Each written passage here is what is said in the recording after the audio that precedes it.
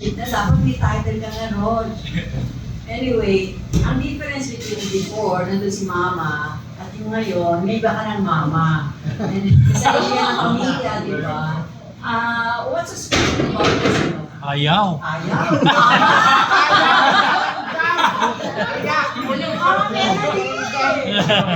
Anyway, anong difference ng joy mo ngayon?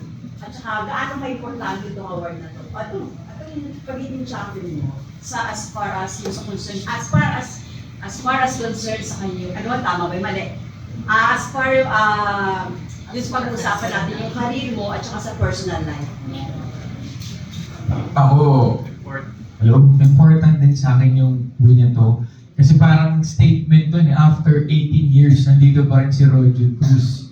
Na makikita niya na grabe, nandun pa rin yung heart ko. Kasi pag meron naman project po na in-offer sa akin, binubuhos ko po talaga yung heart ko at binibigay ko yung best ko. Yung mga comment nga ng tao nakakatawa eh. Matagal na yung champion pero after 18 years, siya pa rin yung nag-champion. Sabi nga, ibang pira ba yun si Rojo? Kasi ngayon mga bata na kasama pero dito pa rin po tayo nakapag-perform. Siguro kasi yun yung sikreto po natin talaga yung pagdadasal kay Lord. And binibigay ko po talaga yung puso ko sa lahat ng ginagawa ko. And si Mama, wala man si Mama, siya yung inspirasyon ko. Siya talaga yung palaging kahit na wala si Mama, ang iniisip ko na palagi pa rin siya nanonood, nakasupport sa akin. Kaya nung time nung ginawa ko yung Tears in Heaven na prod kay Mama, hindi ko napigilan yung emosyon ko doon na nadala lahat. Kasi dahil sa Stars on the Floor, nagpapasalamat din ako para nakagawa ko ng tribute for Mama, nakagawa ko ng special dance. Na sa sayaw na yun, nakasama ko ulit si Mama at nakapag-perform ako para sa kanya. Yun po. Ayun, sa career, what's next after this?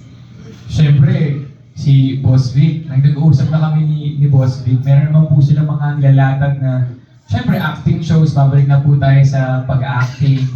And sa All Out Sundays, abangan niyo po ako palagi sa All Out Sundays kasi madami pa kaming gagawin na mas malulupit at mas hatawan na dance, siyempre with Raver at yung mga kasama ko rin po sa Stars on the Floor. Last na, anong reaction mo kung tinawag ng team to dance floor? Siyempre po, happy. Masarap po sa puso na appreciate ko po yun. Pero humble pa rin po ako. Kasi lahat ng blessing, lahat ng talent galing kay Lord. So nagpapasalamat ako kasi hindi ako tatawagin ng king, hindi ako tatawagin ng champion, kundi dahil kay Lord. So lahat ng talento na meron ako, lahat ng glory, lahat kay Lord po.